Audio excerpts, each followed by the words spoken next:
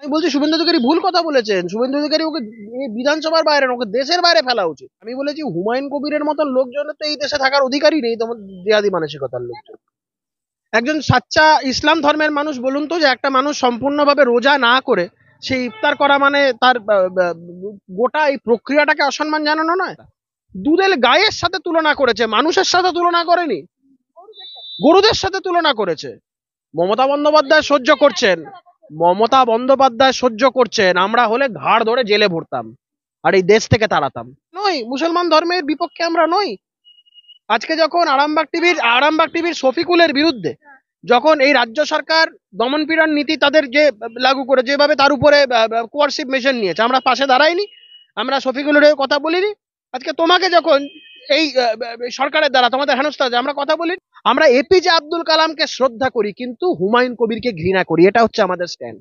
সমস্যাটা হচ্ছে এই দেশের শেকু মাকুদের সমস্যাটা হচ্ছে, যখন রাস্তায় দাঁড়িয়ে কেউ গরুর মাংস খেতে পারে তখন কারোর আপত্তি হয় না, কিন্তু আমি যখন রাস্তায় দাঁড়িয়ে বলবো যে আমি এক প্লেট এখানে দাঁড়িয়ে শুয়োরের মাংস খাবো, তখন সমস্ত আপত্তি হয়ে যায়। অক্সফোর্ডে গিয়ে কি পড়াবে মমতা বন্দ্যোপাধ্যায়? এপাং ওপাং এপাং ওপাং ঝপাং, আমরা সবাই ড্যাং ড্যাং, চলো দেখি কোলা ব্যাং, প্রজাতির কি আছে ঠ্যাং। আমি কবিতাটা দেখো কত সুন্দর মুখস্থ করেছি। তো এই মমতা বন্দ্যোপাধ্যায় কবিতা বলবে, ওখানে গিয়ে বলবে যে কেমন আছো, থ্যাংক ইউ মা, কোথায় ঘেউ ঘেউ। হুমায়ুন কবিরের বিরুদ্ধে কেন কৌস্তব বাগচি এত বিষোদ্গার করছে? কার্যত হুমায়ুন কবির দাগিয়ে দিয়েছেন, তিনি বলছেন বাজে ছেলে কৌস্তব বাগচি। বলছি আপনি এইসব মন্তব্য কেন করছেন হুমায়ুন কবিরের বিরুদ্ধে? হুমায়ুন কবির হিন্দুদের কেটে ভাসিয়ে দেবে ভাগীরথীতে, হুমায়ুন কবির তার জাত ধর্ম সম্পর্কে এত ওয়াকিবহল হবে, আর আমরা আমাদের নিজেদের ধর্মকে প্রোটেক্ট করার কথা বললে সেখানে আপত্তি। এখানে তো প্রথম কথা যে বিষয়টা নিয়ে কথা হচ্ছে সেটা হচ্ছে হুমায়ুন কবির এমন একজন মানুষ সম্পূর্ণ জিহাদি মানসিকতা, যে হিন্দুদেরকে কেটে গঙ্গার জলে ভাসিয়ে দেওয়ার কথা বলেছে। সেই হুমায়ুন কবির, শুভেন্দু বাবু যে কথাটা বলেছিলেন তৃণমূলের যারা জিতে আসবেন তারা সমস্ত মুসলমান বিধায়করাই জিতবে, কারণ হিন্দুরা তৃণমূলকে ভোট দেবে না আর হিন্দু বিধায়করাও তৃণমূলের জিতবে। তো যে মুসলমান যে কয়েকজন বিধায়ক জিতে আসবে তাদেরকে চ্যাংদোলা করে বিধানসভার বাইরে ফেলার কথা বলেছিলেন, এবং সেটা ঘটনার পরিপ্রেক্ষিতে আপনারা জানেন সেদিনকে বিধানসভায় কি ঘটনা ঘটেছিল। তো সেই জায়গায় দিয়ে শুভেন্দু বাবুকে ঠুসে দেওয়ার কথা বলছে। শুভেন্দু বাবুকে এমন এক কথা বলেছেন, মুর্শিদাবাদে ঢুকতে দেবেন না, এ করবেন, হ্যান করেন গা ত্যান করেন, এ ধরনের অনেক বড় বড় কথা বলেছে। তো আমি বলেছি হুমায়ুন কবিরের মতন লোকজনের তো এই দেশে থাকার অধিকারই নেই, তোমার জিহাদি মানসিকতার লোকজন। এই ধরনের জিহাদি মানসিকতার লোকে ভারতবর্ষে থাকার অধিকার নেই, স্পষ্ট তো বলছি। আমি বলেছি তো যে শুভেন্দু অধিকারী তো, আমি বলছি শুভেন্দু অধিকারী ভুল কথা বলেছেন। শুভেন্দু অধিকারী ওকে বিধানসভার বাইরে না, ওকে দেশের বাইরে ফেলা উচিত, পাকিস্তান বা বাংলাদেশে ফেলা উচিত। দেখুন, আমরা সার্বিকভাবে মুসলমানদের বিরোধী নই, এটা যেভাবে দেখানো হচ্ছে বিজেপি মানেই মুসলমান বিরোধী, একদম না। রাষ্ট্রবাদী যে সমস্ত মুসলমানরা রয়েছে আমরা তাদের সবসময় আমরা তাদের পক্ষে। আমরা কি এপিজে আব্দুল কালামকে অশ্রদ্ধা করি? কখনো না। আমরা এই যে আজকে দেখুন রাজ্যসভাতে দাঁড়িয়ে শ্রমিক ভট্টাচার্য তাসলিমা নাসরিনের পক্ষে কথা বলেছেন, কলকাতায় ফিরিয়ে আনার কথা বলেছেন। আমরা বলছি উগ্র ইসলামিক মৌলবাদের দ্বারা আক্রান্ত যেই সমস্ত তাসলিমার মতন যারা যারা রয়েছে, আমরা সবার তাদের সকলের পক্ষে আমরা, কিন্তু উগ্র মুসলিম মৌলবাদী চিন্তা সম্পন্ন হুমায়ুনদের বিপরীত মেরুতে আমরা অবস্থান করি, এদের বিরোধিতা আমরা করি। পাকিস্তান বা বাংলাদেশে জমি জমা দেখে রাখুন, যতই বড় বড় কথা বলুন, এই ধরনের উগ্র ইসলামিক মৌলবাদ চিন্তা সম্পন্ন মানুষজনকে এই দেশে বরদাস্ত করা হবে না। কলকাতা বা বাংলা তো দূরস্থ, এই দেশে বরদাস্ত করা হবে না। হুমায়ুন বলছে আমার কাছে দলের আগে ধর্ম, আগে আমি ধর্মে বিশ্বাসী। হিন্দুরা কার্যত পান্তা ভাত খেয়ে ভোটের দিনে ঘুমায়, আর মুসলিমরা ঘুগনি মুড়ি খেয়ে ছেলেরা ভোট করায়। কি এটা এটা তো ও বলেছে, এবং এই কথাটা বলার মধ্যে দিয়ে ওর যে উগ্র যে ইসলামিক মৌলবাদী যে চিন্তা ভাবনা সেগুলো ফুটে উঠেছে। এবং আমরা তো সেটাই বলছি যে হিন্দু সমাজ এই বিষয়গুলো দেখুক, জানুক, জাগ্রত হোক, দেখুক যে কিভাবে তারা নিজেদের ধর্মের নামে মানুষজনকে ঐক্যবদ্ধ করার চেষ্টা করছে। দেখুন, 30% মানুষজন আজকে তারা ঐক্যবদ্ধ হওয়ার ডাক দিতে পারে, আমরা 70% মানুষ ঐক্যবদ্ধ হওয়ার ডাক দিলে সেটা দোষ হয়ে যাবে। আমি বলছি 30% মানুষ ঐক্যবদ্ধ হওয়ার ডাক দিচ্ছে, তখন কেউ কোনো কথা বলছে না। বড় বড় তথাকথিত সেকুমাকু বিপ্লবীরা তারা হচ্ছে গিয়ে যখন কেটে ভাসিয়ে দেওয়ার কথা বলা হচ্ছে তখন তাদের কোনো টনক নড়ছে না, কিন্তু যখনই হিন্দুদের জাগ্রত হতে বলার কথা বলা হচ্ছে তখনই নাকি আমরা হিন্দু মুসলমানের রাজনীতি করছি। হিন্দুদের সপক্ষে কথা যদি কেউ বলে তাহলে সে হচ্ছে গিয়ে ধর্মনিরপেক্ষ থাকে না, সে সাম্প্রদায়িক হয়ে যায়। সমস্যাটা হচ্ছে এই দেশের শেকু মাকুদের সমস্যাটা হচ্ছে, যখন রাস্তায় দাঁড়িয়ে কেউ গরুর মাংস খেতে পারে তখন কারোর আপত্তি হয় না, কিন্তু আমি যখন রাস্তায় দাঁড়িয়ে বলবো যে আমি এক প্লেট এখানে দাঁড়িয়ে শুয়োরের মাংস খাবো তখন সমস্ত আপত্তি হয়ে যায়। সমস্যাটা এই জায়গাটাতেই যে বারবার করে বলছি, 30% মানুষকে ঐক্যবদ্ধ হওয়ার ডাক দিচ্ছে কোনো মানুষ, তখন কারোর কোনো ভ্রুক্ষেপ নেই। কিন্তু যখন 70%কে আমরা ঐক্যবদ্ধ হওয়ার কথা বলছি, তখনই আপত্তি।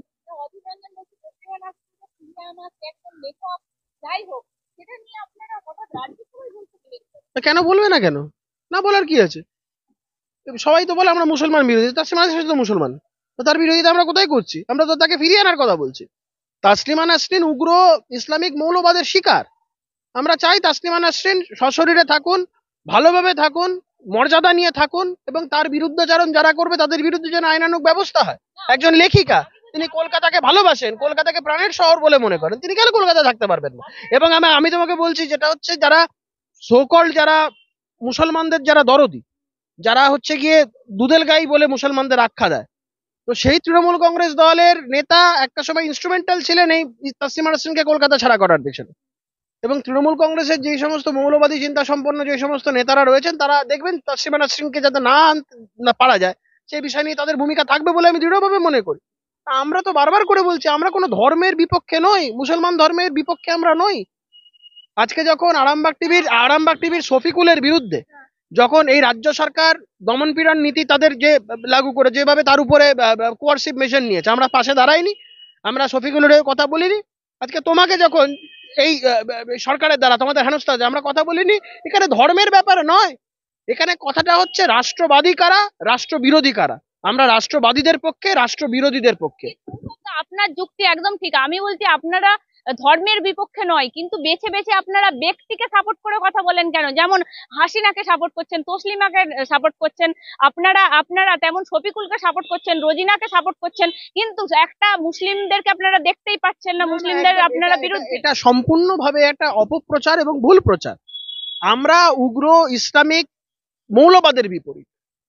উগ্র ইসলামিক মৌলবাদকে ব্যবহার করছে তৃণমূল কংগ্রেস, আমরা তার বিরুদ্ধে। এই যে আজকে তৃণমূল কংগ্রেসের যখন 70%, 30% কথা বলা হলো, হুমায়ুন কবির বললেন, কোনো ব্যবস্থা নিয়েছে? আজকে নয় নাটক করে শোকজ করছে, এই সমস্ত কথাবার্তা বলছে তাদের নিজেদের গন্ডগোলের কারণে।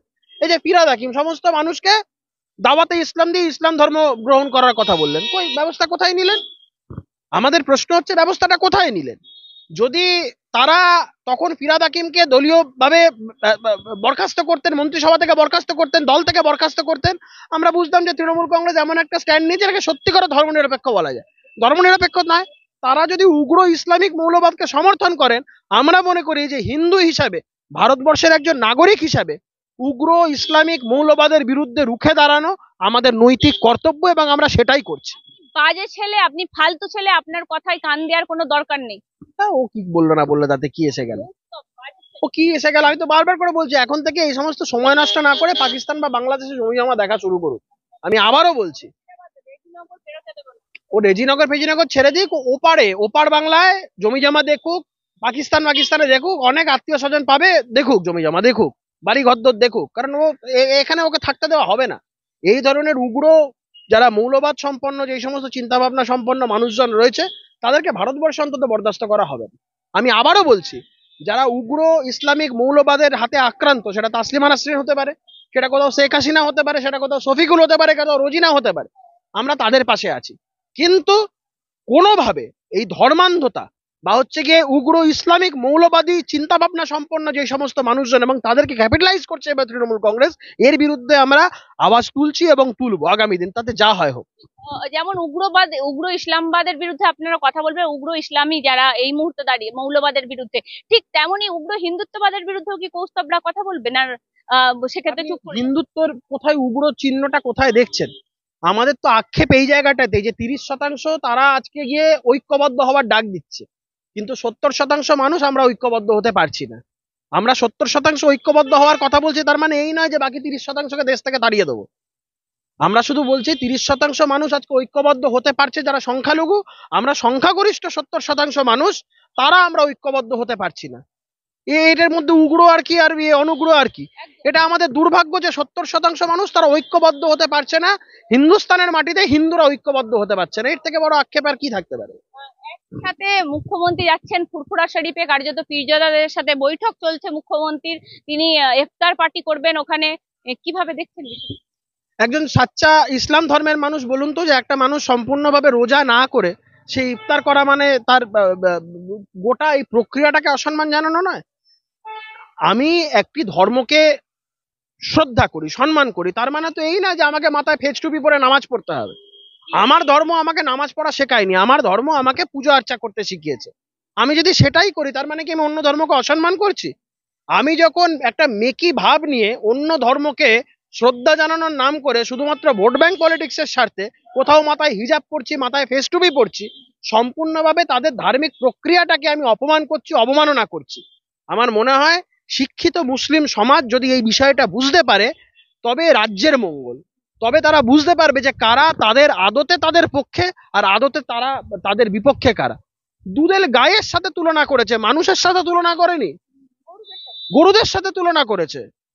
তো সেই ক্ষেত্রে দাঁড়িয়ে তাদেরও বোঝা উচিত যে এই বিষয়টা র্যামিফিকেশন কি। আমরা বারবার করে বলছি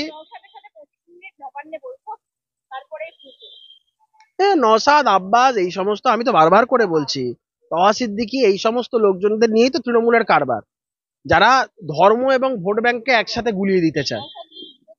যারা যে যাই হোক না কেন, নওশাদ এখন তৃণমূল কংগ্রেসের এখন ব্লু হোয়াইট বয়।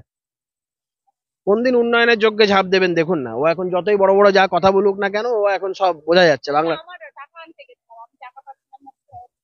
সে আমি তার ওর ব্যাপার, ও কি করতে গেছিল না গেছিল ক্রমশ প্রকাশ্য দেখতে পাবেন যে কদিন পরে কি হয়। তো নওশাদের প্রতি তাদের ভোটাররা যারা তারা নওশাদের কাছ থেকে জবাব দিয়ে চাইবে যে যারা নওশাদকে তৃণমূলের বিরোধী হিসেবে চিহ্নিত করে ভোট দিয়েছে, আজকে নওশাদ তাদের ভাবাবেগের সাথে কিভাবে খেলা করছে। তো এই প্রশ্নগুলো নওশাদকে দিতে হবে। আমার কথা যেটা সেটা হচ্ছে, দেখুন ভারতীয় জনতা পার্টি কোনো ধর্মের বিরোধী নয়। ভারতবর্ষের মাটিতে রাজনীতি করতে গেলে একটা দল তার রেজিস্ট্রেশন বাতিল হয়ে যাবে যদি সেই দলটা সাম্প্রদায়িক দল হয়। কোনো অর্থে ভারতীয় জনতা পার্টি সাম্প্রদায়িক দল নয় বা সম্প্রদায়কে নিয়ে রাজনীতি করে না। ভারতীয় জনতা পার্টি ভারতীয়দের কথা বলে, রাষ্ট্রবাদের কথা বলে, যারা দেশকে ভালোবাসে তাদের কথা বলে। আমরা মনে করি যে ভারতবর্ষে যে মুসলমান মানুষটিও রয়েছেন যারা দীর্ঘদিন ধরে পরম্পরা জুড়ে আছে, তাদের পূর্বপুরুষরাই মাটিতে আছে, তারা ভারতীয়।